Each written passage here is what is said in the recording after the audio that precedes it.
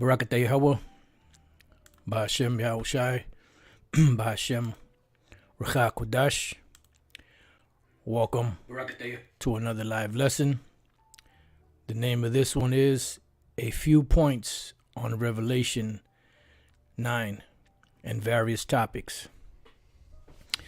Now, the latest, controversy has been with Revelation, the 9th chapter. And this chapter, pretty much years ago, when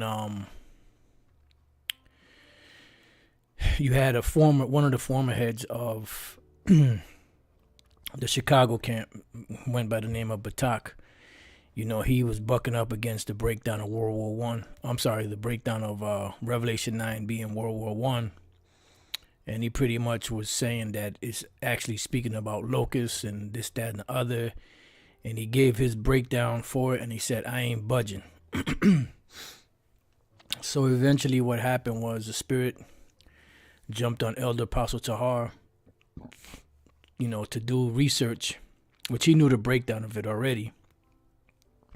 But he did research just to get some points to illustrate what the scripture was saying. And like I said, I don't remember what year that was. But that Revelation 9th chapter was such a, in-depth breakdown that we haven't gone over that chapter since. We might pick out a couple of scriptures here and there on it, bring out, about World War II and World War III, and bring out some different points, about the destruction later on in the chapter. But the first 11, 12 first 11 verses, we hadn't gone over that in a while. And now that we're going back over it because of what Captain Tazaryak said about Revelation 9, Elder Apostle Tahar's done a breakdown on it recently. Elder Apostle Gabar did a breakdown on it recently. And I'm not really going to do a breakdown on it. I just want to highlight a couple of points in a couple of verses that I was kind of just going through and, just kind of rolling around in my head. So I just wanted to, just make those points. And, it's also a various topic. So if after we go through these points, if the Spirit gives me something else to go into, then whatever the Spirit feeds me, then I'll feed you. Salakia. So without further ado, let's get into it. Revelation 9:1, and the fifth angel sounded, and I saw a star fall from heaven unto the earth, and to him was given the key of the bottomless pit.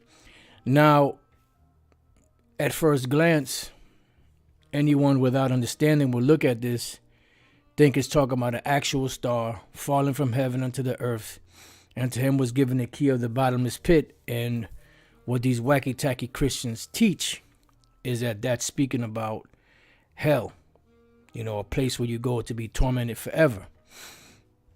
Now, one of the very first things that I wanted to pull out of here was the word star, because I don't like that word star, inside joke. But this word star, right? When we go to the word star, in the Greek, the Koine Greek, or the Koine Greek, or the Greek, is from the Greek word aster, all right? And it means a star, right? Then it says here, from the base 4766, a star as strewn over the sky, literally or figuratively. Now, in the New Testament, listen good, because I know you're going to get guys that's going to be, well, you said that was in the New Testament. Listen good. For those of you out there that are dull of hearing, in the New Testament, for the most part, except for, I believe, the book of 1 Corinthians, the 15th chapter, when you look up this word star, right, that word star, it's figurative. The wise men that came and they saw the star, and they came to worship Yahushai. Yes, worship, worship Yahushai. It wasn't an actual star. It was a chariot. All right. So that was figurative. In many other places in the New Testament, except for 1 Corinthians 15, so far that I found, the word star is used figuratively. So in the case of this here, this word star is used figuratively for a particular individual. All right? Fall from heaven unto the earth, because the individual, which we're going to get into, that caused this whole thing to be stirred up, which was Kaiser Wilhelm II. He was this figurative star. All right. It says, and to him, to this figurative star, to this individual, was given the key of the bottomless pit. Why? The bottomless pit being Europe. We go to the book of 2nd Ezra, I believe it is. Is that 2nd Ezra, the 6th chapter or the 5th chapter? You know what? Let me do it this way.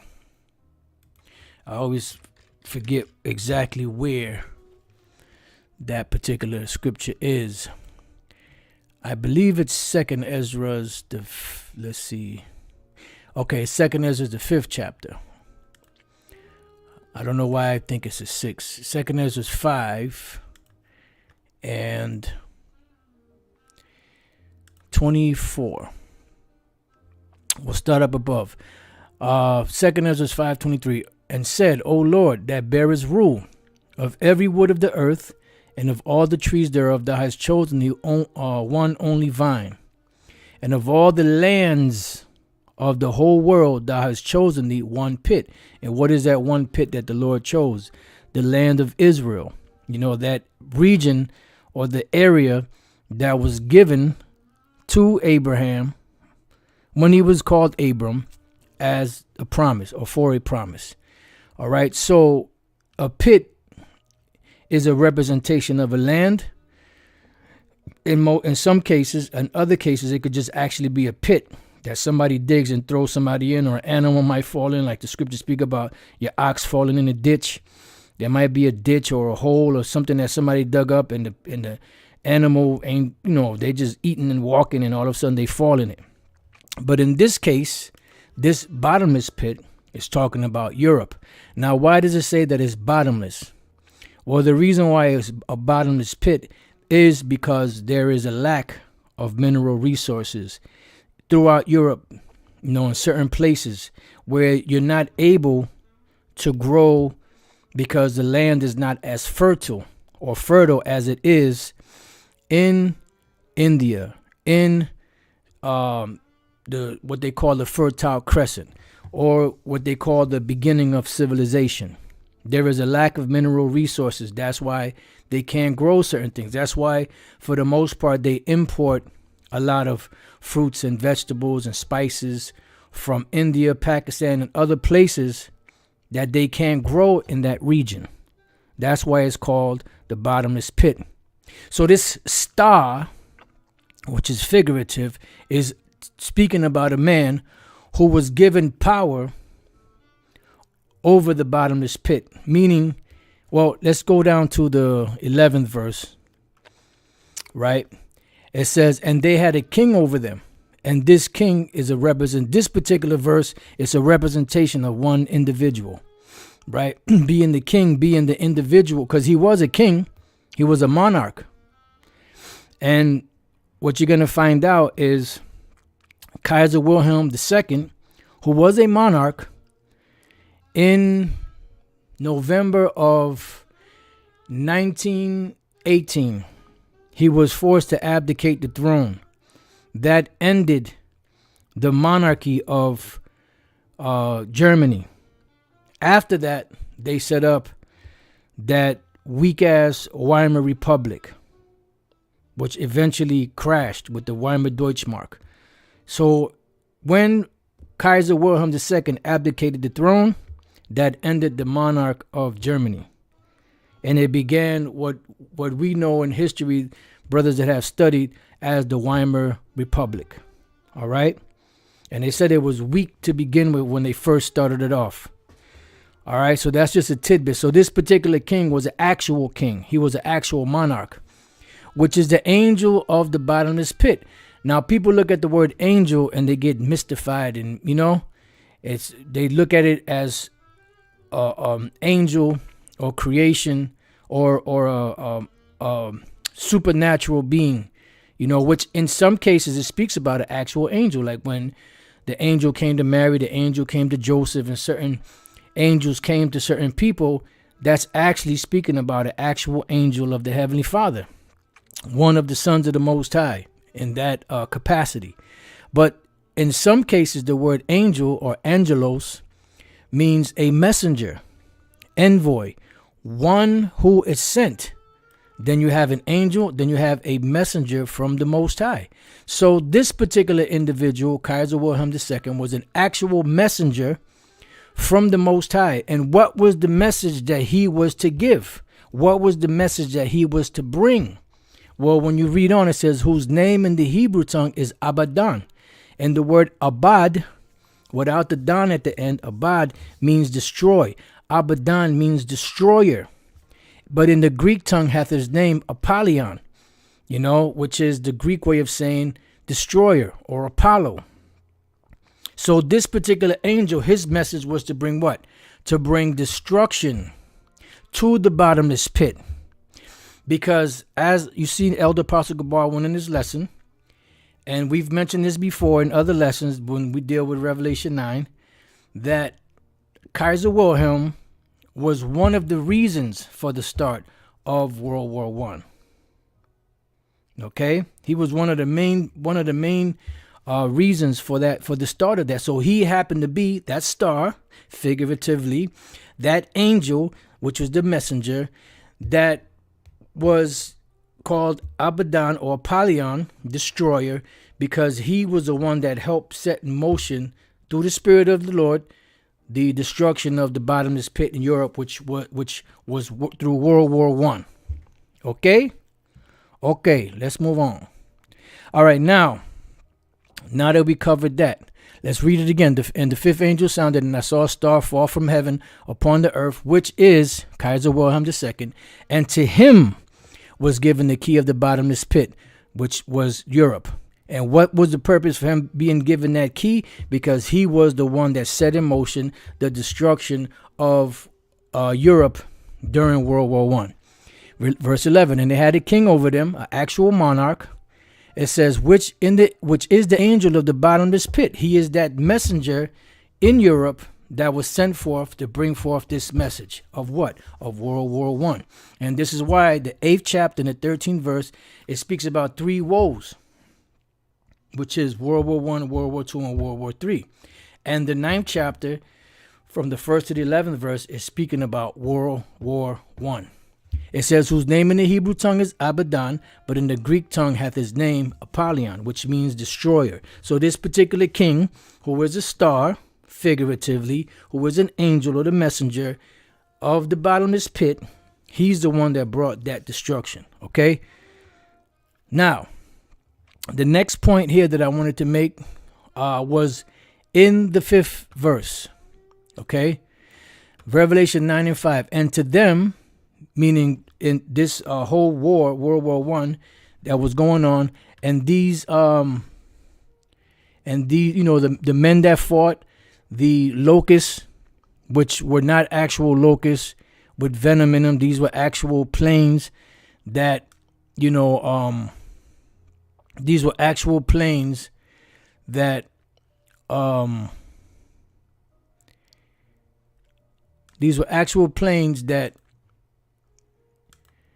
the Apostle John saw. As you can see, if you know what a locust is shaped like, this is shaped like a locust, the so-called World War I planes. And that's exactly what he saw.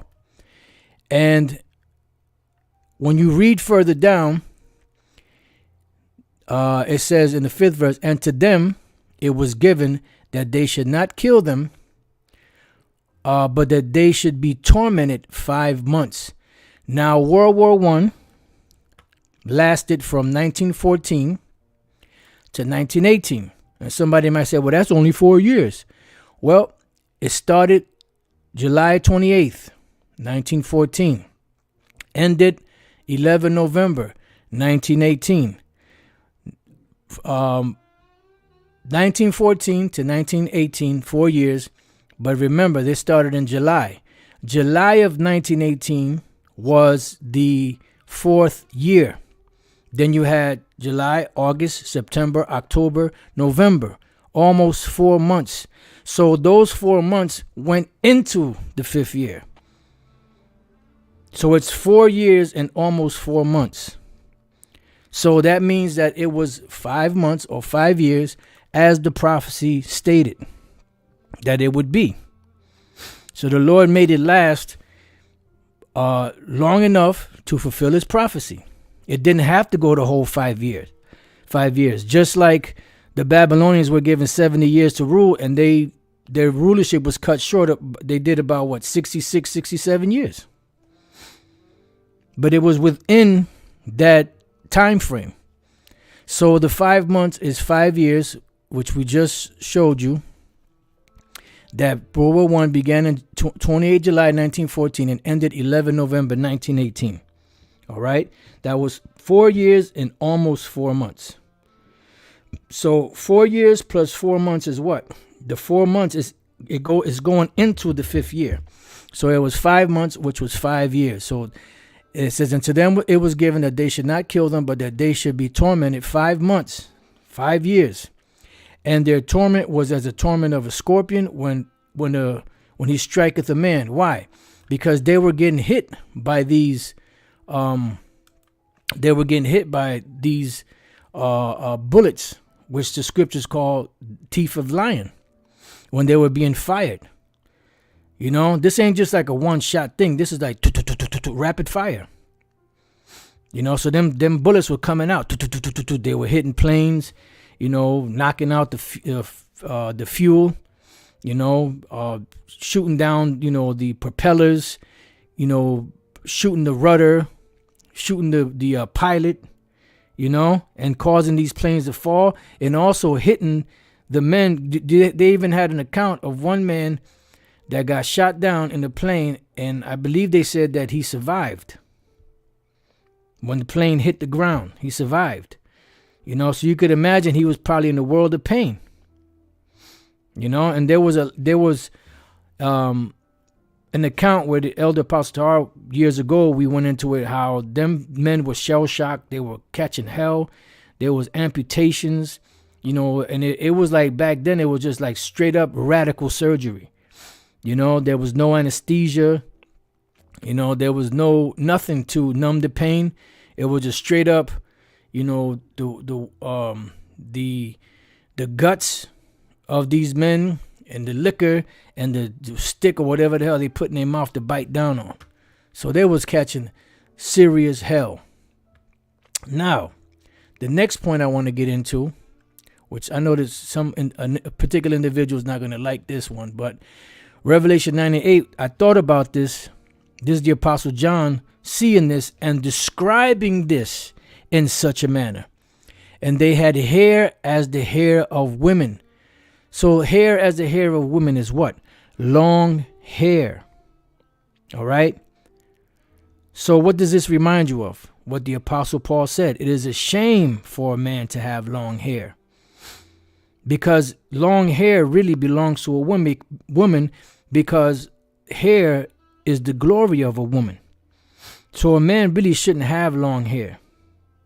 You know? But that's neither here nor there. But I just wanted to make that point. Now this hair, you know, is a representation. As you can see, the scarf that's on this man here. Now imagine him, because he looks like he's the pilot and he's the gunner. So imagine he's flying the plane and this scarf, you know, starts flapping back. And this is what the Apostle John saw. He saw the scarves flapping back. So he said he had hair like women. Now, in some cases, the Germans, they had a helmet, metal helmet, which remember Apostle John spoke about the gold helmets. They had metal helmets. Some of them had gold, some of them had silver, and they would have like hair on the top of it also, you know. But the scarf would be more describing of the hair as the hair of woman flying, you know, in the back, which shows you that a woman could have long hair, but a man should not have long hair because that's pretty much belongs to the woman. Just like the scripture say, a man should not wear that which pertaineth to a woman. You can see he has a scarf there, you know. And then this individual here, you can see he got a scarf. So now just imagine these scarves flying in the wind. You know, now this right here, this could be a World War II plane because I typed in World War I. These are World War I pictures, you know. This could be a World War II plane or it could be World War I, you know, because I typed in World War I. All right. And these are some of the pictures that came up. I was trying to find one with, you know, but it's going to be hard to find a picture with one of these locusts, you know, and the scarf flying in the back because there's only so much footage and so many pictures that they have of World War I. Other stuff is pretty much, you know, drawings and things of that nature.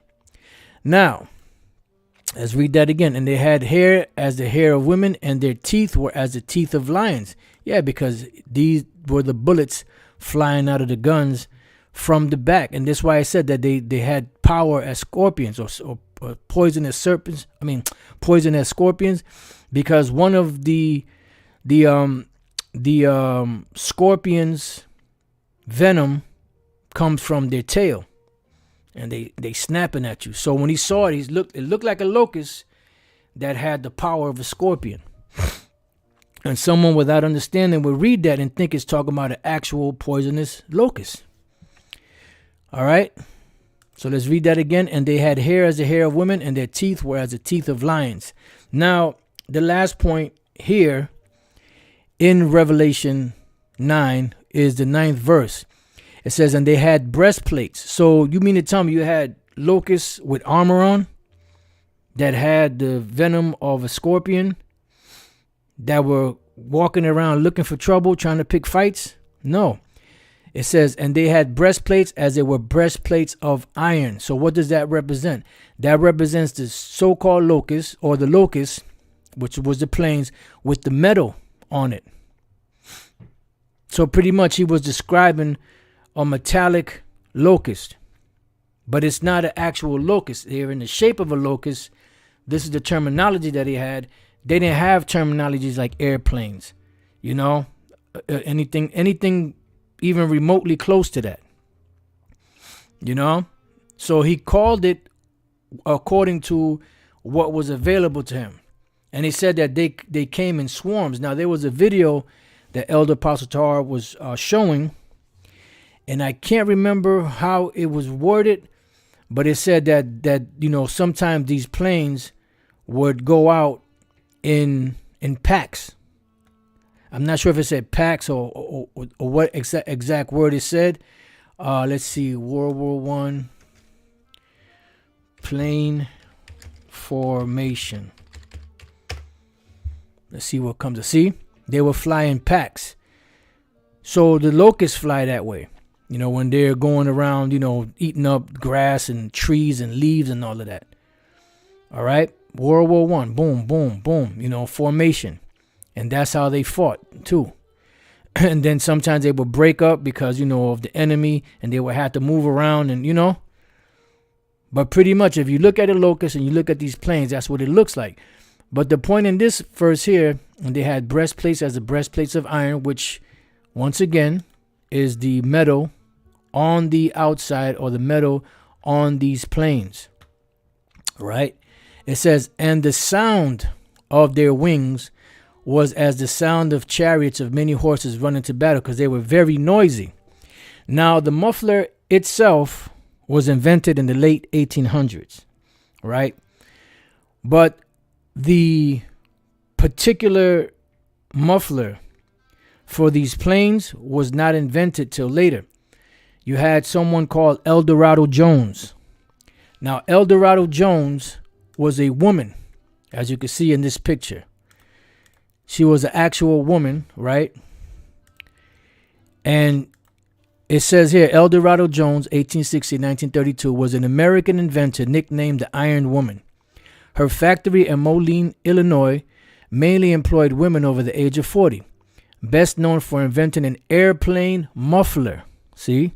So she was the actual inventor of the airplane muffler. Whether somebody else invented it and they just gave her the credit, we don't know.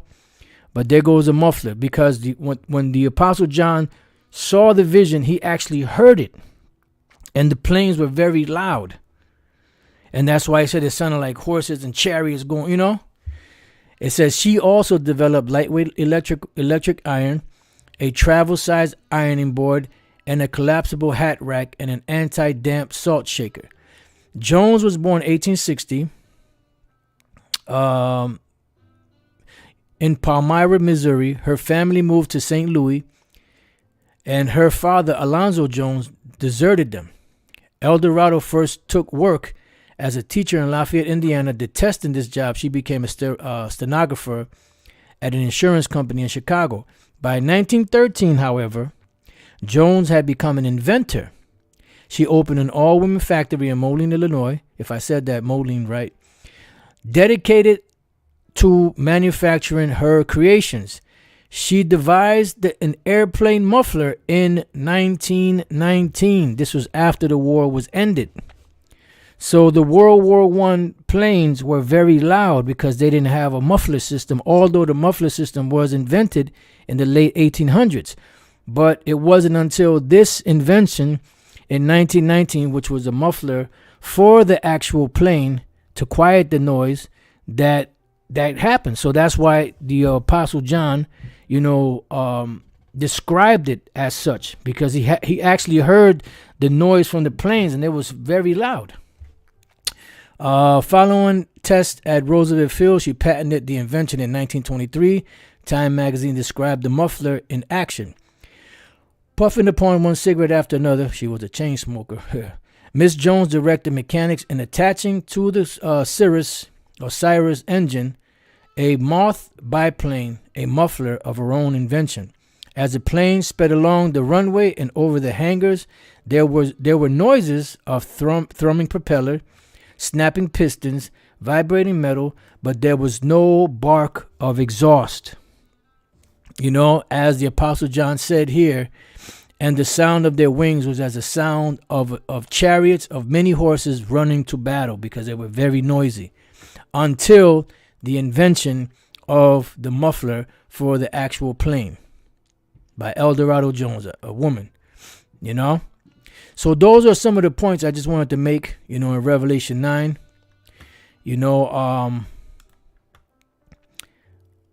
Let's see what we got here. There's really nothing on the comment board right now, pretty much. So what I'm going to do is I'm going to leave it there. And Lord's will, if the Spirit hits me later to do another lesson, I will, because those are some of the main points, through the Spirit I wanted to make. And Lord's will, you brothers and you few sisters were edified. Until the next time I say, Shalom.